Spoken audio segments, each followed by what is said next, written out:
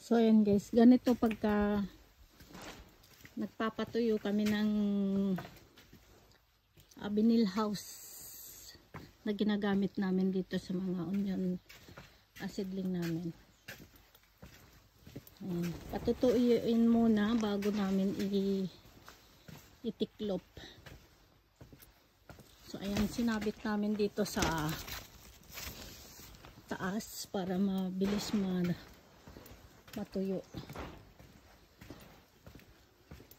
So magagamit pa namin to ng 2 to 3 years itong vinyl na to. Ayan. So ganito na yung onion seedling namin.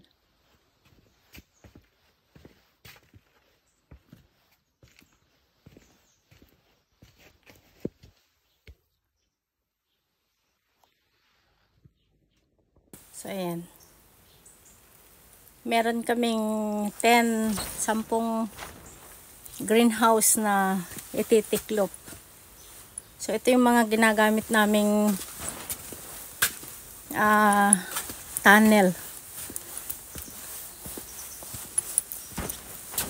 Plastic na pinang takip dito sa mga tunnel na to.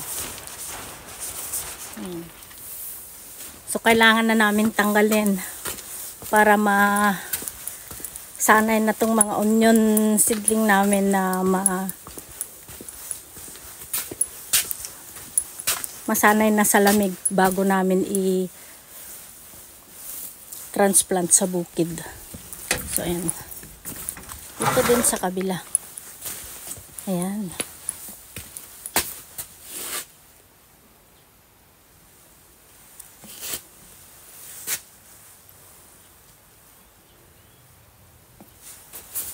So ganyan kahirap dito sa Hokkaido. Tapos marami pang snow dito sa labas, guys.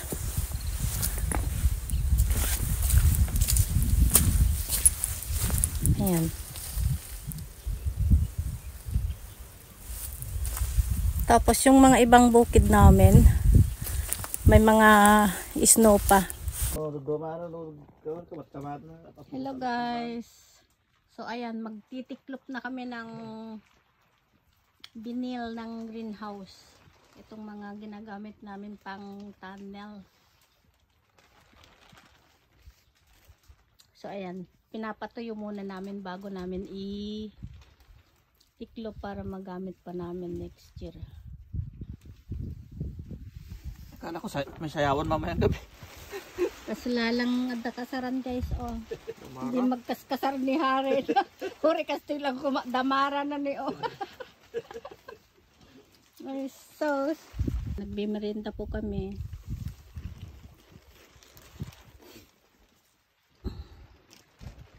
Namagaan nga tadagajayan. So ayan, ang dami naming titiklopin. Thank you po ngayon kaya magtitiklop na kami ng vinyl.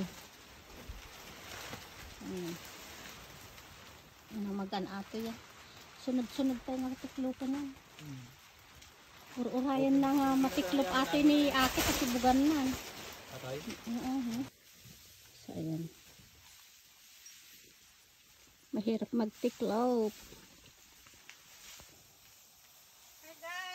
Magtiklop ng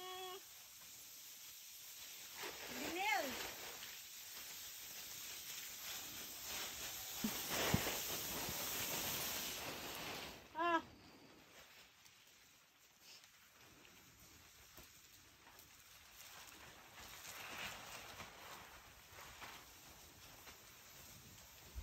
Bagalas dito. Nanak.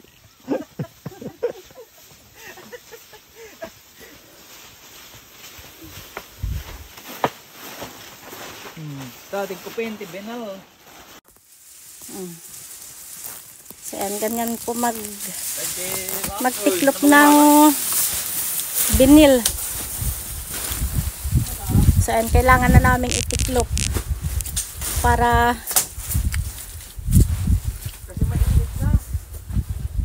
habang may araw. Maganda yung temperature po ngayong araw. Ne, agure. Iti nga ano nga ro dun? May tiklop. Agure.